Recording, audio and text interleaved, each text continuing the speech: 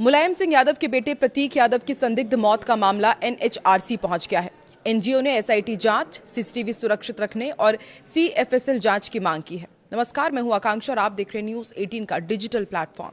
प्रतीक यादव की संदिग्ध मौत का मामला अब राष्ट्रीय मानव अधिकार आयोग यानी कि एनएचआरसी तक पहुंच गया है। मानव अधिकार के लिए काम करने वाली एनजीओ डीके फाउंडेशन ने इस मामले में शिकायत दर्ज कराई है और मौत को संदिग्ध बताते हुए निष्पक्ष जांच की मांग की है। संस्था ने अपनी शिकायत में कहा है कि शुरुआती जानकारी में मृत्यु का कारण कार्डियो रेस्पिरेटरी कोलैप्स यानी कि हार्ट और सांस लेने का प्रोसेस एक साथ बंद होना बताया गया है, लेकिन मृतक के शरीर पर जो कथित चोट के निशान मिले हैं और घटना की परिस्थितियां कई गंभीर सवाल खड़े करती हैं। शिकायत में कहा गया है कि प्रतीक यादव हेल्दी लाइफस्टाइल के लिए जाने जाते थे। ऐसे में उनकी अचानक मौत और शरीर पर मौजूद संदिग्ध निशानों की गहराई से जांच जरूरी है। एनजीओ ने एनएचआरसी से इस मामले में स्वतंत्र और निष्पक्ष जांच कराने की मांग की है। इसके तहत 3 प्रमुख मांगे रखी गई हैं।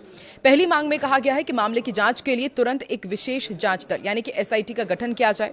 दूसरी मांग में लखनऊ के सिविल अस्पताल और घटना से जुड़े रास्तों के सीसीटीवी फुटेज को सुरक्षित रखने और न्यायिक अभिरक्षा में लेने की बात कही गई है, ताकि सबूतों से छेड़छाड़ न हो सके। तीसरी मांग में कहा गया है कि फॉरेंसिक जांच राज्य सरकार के प्रभाव से बाहर रखी जाए और इसकी जांच केंद्रीय फॉरेंसिक लैब यानी कि सीएफएसएल से कराई जाए।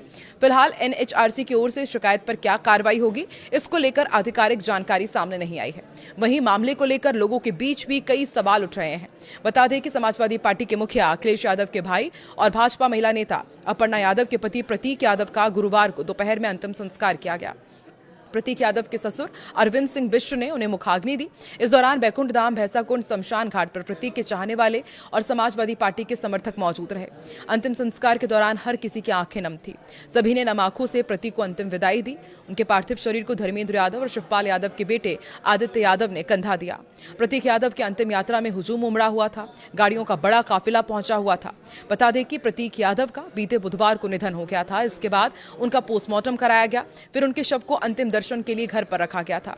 करीब 24 घंटे से अधिक वक्त के बाद प्रतीक यादव का अंतिम संस्कार किया गया। पोस्टमार्टम रिपोर्ट के मुताबिक प्रतीक यादव की मौत खून के थक्के जमने के कारण हुई है। प्रतीक यादव का पोस्टमार्टम 3 डॉक्टर्स के पैनल ने किया था और इसकी प्रोफेसर डॉक्टर मौसमी सिंह ने इसकी अगुवाई की। रिपोर्ट में लिखा गया कि cardio respiratory collapse due to massive pulmonary thromboembolism है। इसके मायने ये है कि फेफड़ों की मुख्य नस में खून का बड़ा थक्का जम गया था और इस कारण सांस और दिल की धड़कन अचानक रुक गई। हालांकि रिपोर्ट में यह भी बताया गया है कि मरने से पहले उनके शरीर पर 6 चोटें भी थी।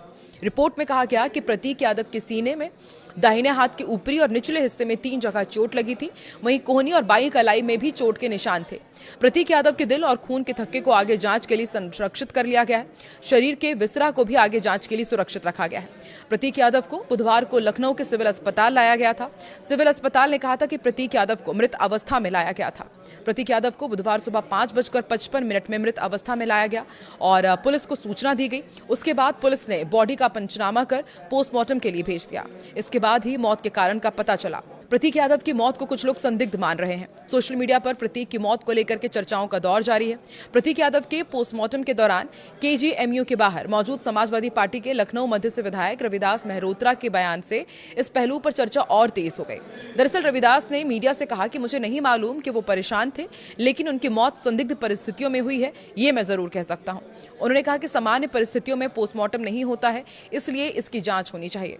पोस्टमार्टम रिपोर्ट में उनके सीने, दाहिनी बाह के नीचे, दाहिनी कलाई, दाहिनी कोहनी की जोड़, कोहनी के ऊपर और बाई कलाई पर चोटों का जिक्र किया गया है। रिपोर्ट के मुताबिक 3 चोटें लगभग 5 से 7 दिन पुरानी हैं, जबकि अन्य 3 चोट 1 दिन पुरानी है। जाहिर है अखिलेश यादव के सौतेले भाई प्रतीक यादव की मौत की खबर से पूरे देश में सनसनी फैल गई है।